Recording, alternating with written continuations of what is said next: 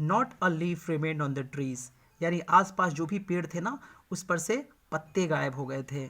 The corn was totally destroyed, फसल पूरी तरह से, वो जो मक्के की फसल थी वो पूरी तरह से डिस्ट्रॉय हो चुकी थी। The flowers gone from the plants, और प्लांट के ऊपर जो फूल लगे हुए थे वो चले गए थे। सूना सूना सा हो गया था सब कुछ। लेंचो सूल was filled with sadness, Lencho ना दुख से भरा पड़ा था, उसके ऊपर दुखों का पहाड़ टूट गया था।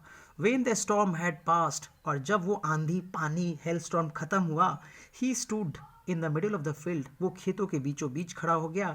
And said to his sons, और अपने बच्चों को बोलता है, a place of locust would have left more than this, the hail has left nothing, this year we will have no corn. अब देखो यहाँ पे लेंचो बहुत ज़्यादा दुखी हो जाता है और वो खेत के बीचों बीच खड़ा होकर अपने बच्चों से बोलता है, अपने बेटों को बोलता है कि अब हमारे पास पूरे साल खाने के लिए कुछ नहीं रहेगा, पूरी फसल बर्बाद हो गई है।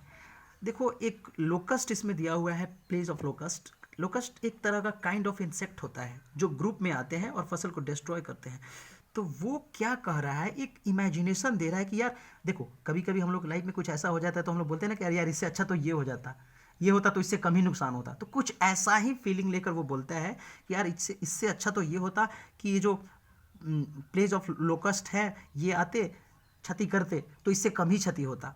ठीक है, यानी कि इससे ये पता चल रहा है कि वो इतना ज़्यादा दुखी हो गया था इस क्षति से कि यहाँ तक उसने बोल डाला कि इससे अच्छा तो ये होता, यानी ये जो लोकस्ट है वो आते और हमारे फसल डिस्ट्रॉय करते तो इससे कम ही नुकसान होता हमको, राइट। तो इन सब कुछ जो लाइंस है इससे ये पता चल रहा है कि जो हेल स्टॉर्म है ना उसने फसल को बहुत ज़्यादा डिस्ट्रॉय किया था और इससे लेंचो और उसका पूरा परिवार बहुत दुखी हो जाता है और वो ये बोलता है अपने बच्चों से कि अब पूरे साल हमारे पास खाने को कुछ नहीं रहेंगे। इसमें कुछ इंपॉर्टेंट वर्ड मीनिंग्स हैं, ज़्यादा नहीं है। रिमेन मतलब बचे रहना, शेष रहना होता है, और मैंने आपको बताया लोकस्ट मतलब क्या होता है, एक काइंड ऑफ इंसेक्ट है जो ग्रुप में आते हैं और फसल को डिस्ट्रॉय करते हैं। अब देखो बच्चों, मैं लगातार वीडियोज़ बना रहा हूँ। एक वीडियो काफ़ी शॉर्ट ड्यूरेशन का रह रहा है इसलिए क्योंकि वो बहुत ज़्यादा MB का हो जा रहा है, तो फिर उसको सेंड करने में, अपलोड्स करने में ये सारी प्रॉब्लम्स आ रही हैं।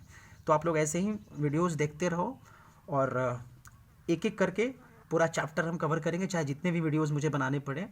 अभी ये शायद 7वां पार्ट होगा, जी हाँ 7वां पार्ट ही होगा, मैं पोस्ट कर रहा हूँ। Thank you.